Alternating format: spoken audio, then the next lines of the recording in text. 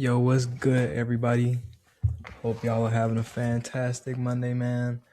I just wanted to get on here real quick. I ain't seen y'all in a little minute. Y'all ain't seen me in a little minute. I know y'all miss me. Go ahead, like, comment, subscribe.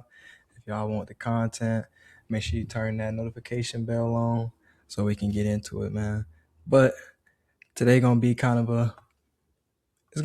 a few different things. Today we had a whole bunch of stuff going on. We got that man Myles Garrett going to the Los Angeles Rams. That right there, I just wanted to talk about like a couple of trades because it's another one that went down today. But that one right there, that was kind of crazy. I'm not gonna lie. I did not think that they were going to trade that man. I thought that he was going, nah, I'm gonna be a Browns for the rest of my career. Blah blah blah.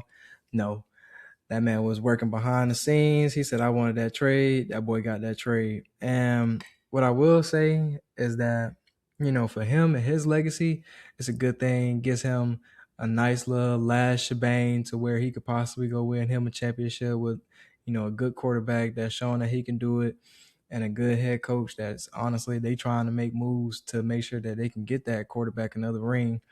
And that's just a big pickup for them. A lot of people aren't going to like the trade, especially if you're not a Rams fan. But me being a Matthew fan, I feel like that's a good situation for him.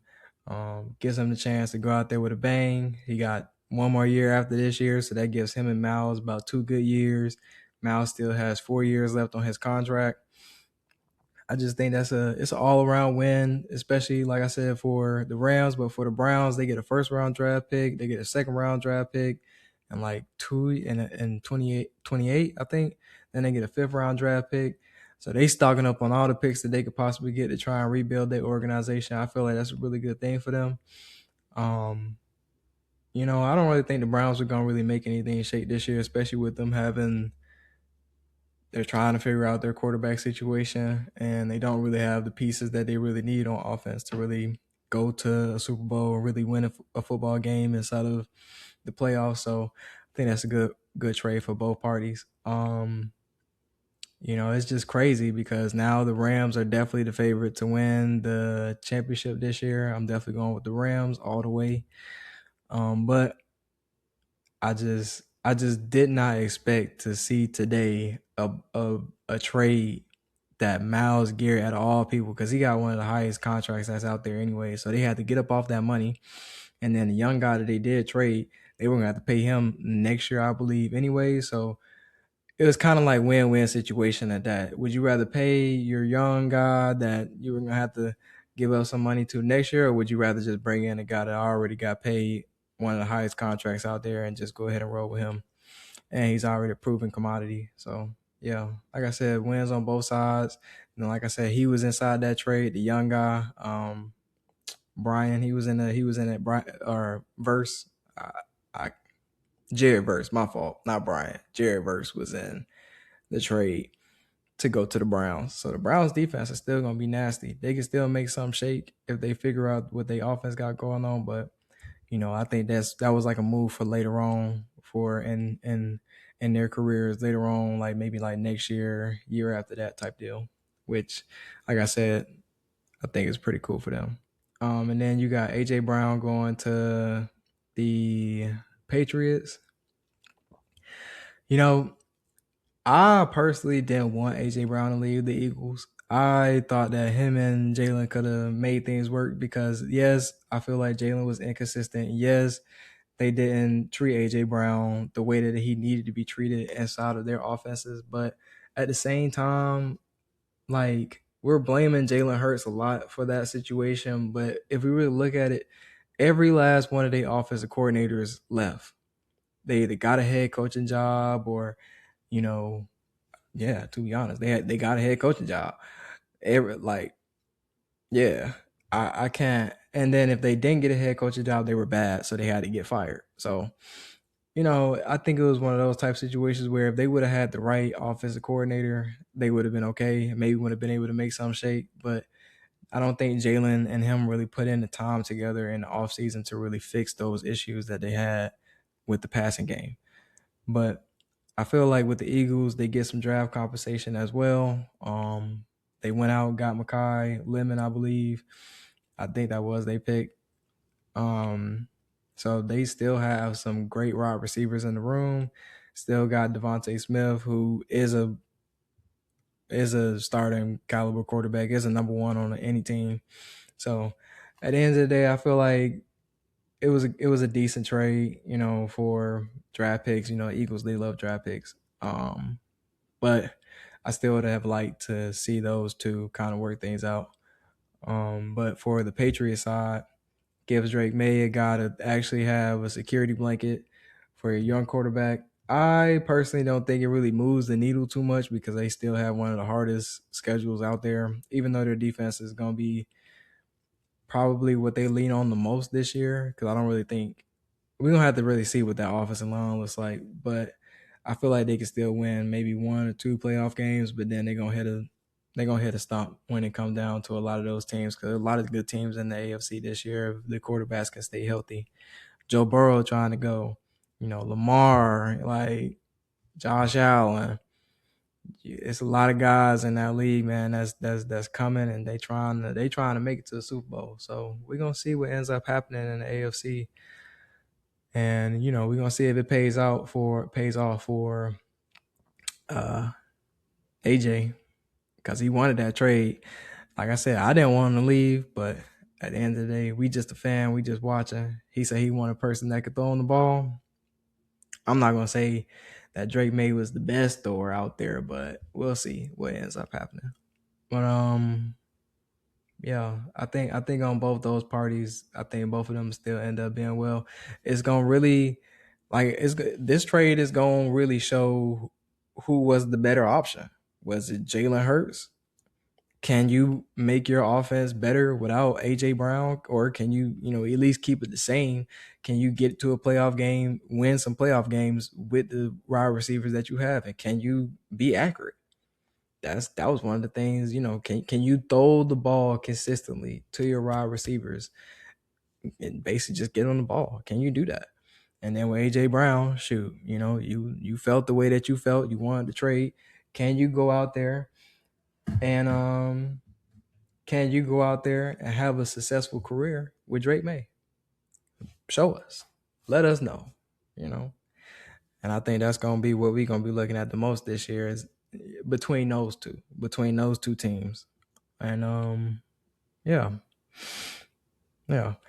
But I also wanted to get into, the NBA finals is here now. I wanted to at least talk about the conference finals. I didn't really speak on any of the games before, but I wanted to talk about the Knicks and the Cavs. I'm surprised that they're, for one, yes, I know that they were having a conversation with James Harden before that they were going to bring him back. That right there was a giant clusterfuck. Like, you got a 36-year-old man that's literally out there getting cooked. That man was on skates. That man, Jalen, had step back, three in your mouth. Like, James Harden, that used to be you. That's what you used to do to folks, man. You out there getting cooked. I'm talking about toe up. It was not a good look. Not a good look for him. And then, I feel bad for Donovan Mitchell because, yeah, it's his first time getting there. Yeah, it's a great job for him. Happy for bro. But I really just don't think that is going to be the team that he's going to be able to win a championship on. And the only way that I feel like he can stay in the East and possibly win a championship is if you can possibly pair him up with Giannis. And Giannis is going to be the key thing about, two teams that I'm going to talk about today. But I just don't see Donovan Mitchell being able to win with James Harden. And that's it. Like Evan Mobley. Evan Mobley is nice. He's a nice young piece, but I feel like you're gonna have to give up something. You know what I mean? Like that team. Kenny Atkinson also is a terrible coach. He should be on his knees being thankful to God that he still has a head coach job because that man during that last series, garbage. Garbage. There is no way that I have 4 timeouts. Don't call none of them. Don't call none of the timeouts. And I know it's a rule that some of the timeouts go away. If I'm a head coach, I'm calling them joints. James Harden was getting absolutely murdered, taken out the game. I'm putting some of my other guys in and at least seeing if they can make something shake. And you got Dennis Schroeder. Dennis Schroeder played good defense. So I feel like that was just unexcusable, to be honest. But yeah, like I just don't see the Cavs being able to make something shake unless you like Donovan could go to the Pistons. Maybe they could do that. He could be him and Cade can make something happen. He can go to Miami. If he goes to Miami, I just don't know what Miami would give up outside of draft capital because they're not giving up Bam. I think they would give up Tyler Hero, but if you give up Tyler Hero, that literally again leaves you in a vulnerable position where it's literally just Bam and Donovan, and I just don't think that that's gonna win you a championship neither. So it ain't Jimmy Butler out there. Jimmy Butler was hooping. He was hooping. Him and Bam drugged that team to the championship. That was crazy. I'm not even gonna lie. But yeah, that ain't what they got down there. So I just don't see a place in the East for him to be and win a championship. But we'll see how they end up doing, their off season. But the Knicks, they'd have been hooping. Shout out to the Knicks. Back when they had Julius Randle and Jalen Brunson, everybody was hating on that combination. I loved it, if I'm being honest. And I know a lot of New Yorkers who did like it. But now you got Cat and Brunson. That's a dynamic duo in my opinion. I feel like those two gonna be around together for a long time. If they honestly and true, they didn't solidify it because they got to the finals.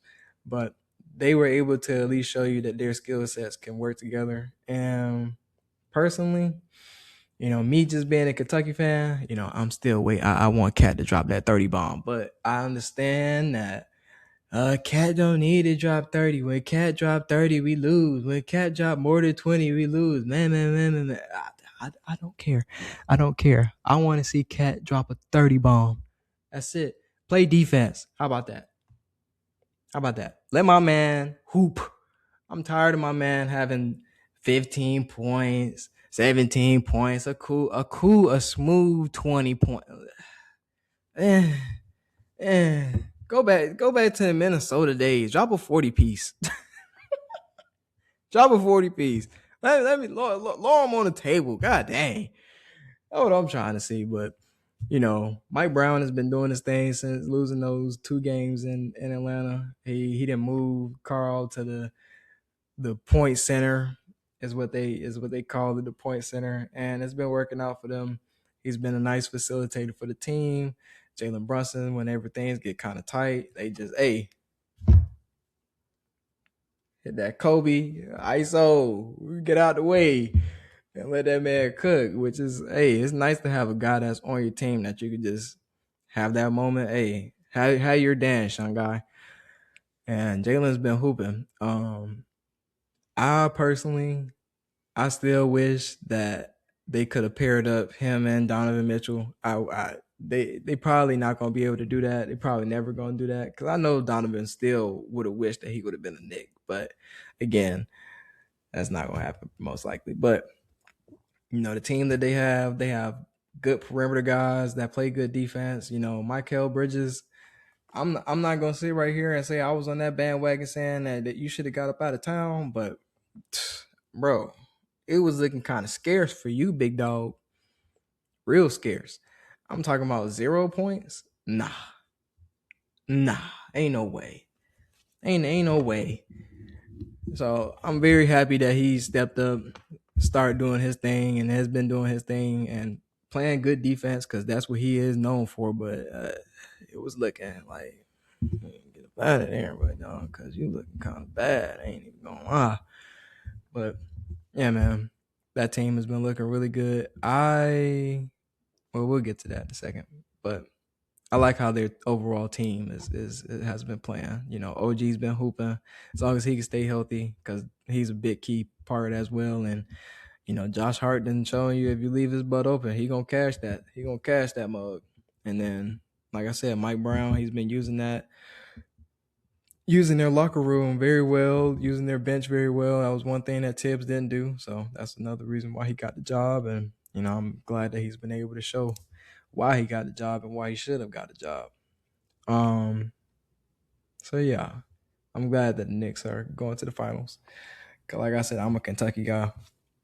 Yeah, I got Kentucky players all over the league. If they get a ring, I get a ring. You feel me? You feel me? But on to the Western Conference Finals. This is the one I kind of feel a little iffy about, if I'm being honest. I'm not mad because again, I'm a Kentucky guy. De'Aaron Fox ain't never been to a finals, ain't never been to a conference finals. My man got a ring. He got a conference finals. Shout out for bro. Keldon, 6-man of the year, got a conference finals. Shout out to bro. Like I'm always root for my Kentucky guys. Those my boys forever. Like, but Shay's still my guy. Uh, Kaysen still my guy. I understand everybody and their mama. Oh, they flop. They do this, that, the third. Bob. In my opinion, yes, they do.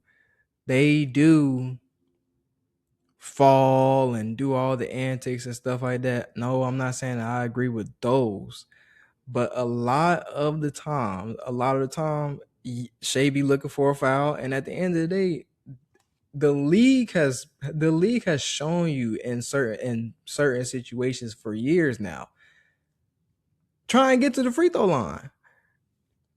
I don't think that's a bad thing. I don't think that's a thing that you should be punished for. I don't think that's a thing where people should be going around saying they don't like how people play this and the third ball. Say a bucket.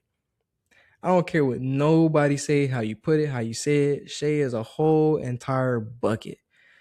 Whether he getting to the free throw line or not, he be giving people 30. So my thing is yeah, he might have a couple games where he's shooting 10 plus free throws, but then there are absolute times where he's not shooting 10 plus free throws. So, and then if we really like, yeah, it was plenty of times in that conference finals where he was falling on the ground, but there were plenty of times where he wasn't falling on the ground and he wasn't getting a call. Personally, I feel like that was just a very interesting finals, and at the end of the day, the better team won. They got a 7'5". No, I'm weak. I'm playing, but Wemby a dog. Wemby gonna be that guy for a little while. He gonna be here, and at the end of the day, you gonna have to figure out a way to honestly beat the Spurs at this point. I think the Spurs are the best team in the league at this point. You got a facilitating point guard and De'Aaron Fox. You got two young guys, and Harper, and I like Carter Bryant. That boy came up, he threw that mud down. I was like, oh my God. But you got some young cats that's out there hungry, ready to go. And then you got Vassell out there. Shoot, who was the Champagne? Got waived, then came onto this team and been balling. Like all of them young guys are showing you that they could be honestly a starting caliber person on any team that they own, and that's what's up, man. That's what you look for in this league. Try and find pieces to put together, and the Spurs have built that, and they've done that. They put the time in, and they look good. So I'm happy that, like I said, my Kentucky guys get to go and play for a championship because I got multiple on both sides. So that's all that matters to me. But I just feel like people kind of talk about the game a little interesting. I'm probably gonna cut this right here because I probably want to make another video for what I really want to get into when it comes down to Oklahoma City.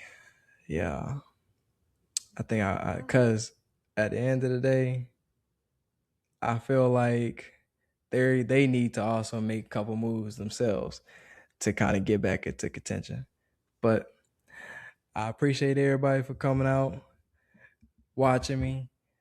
I did have Oklahoma City winning that, but at the end of the day, it is what it is. Um, you know, y'all let me know who y'all think gonna win the finals, because that's probably what I'll put in the next video as well. Who I think will win, and yeah, go over a trade that I also think that might need to go down. Because I know I brought that up with the Cavs, but that was really for play. I don't really know. I don't really think they're gonna do that. But Oklahoma City, I kind of hinted it, but at the end of the day, I really want to kind of get into it. You know what I mean? Because yeah, it's looking real bad for them if they can't fix some things for sure. But appreciate y'all. Like, comment, subscribe. Holla at y'all. Number G takes. Peace.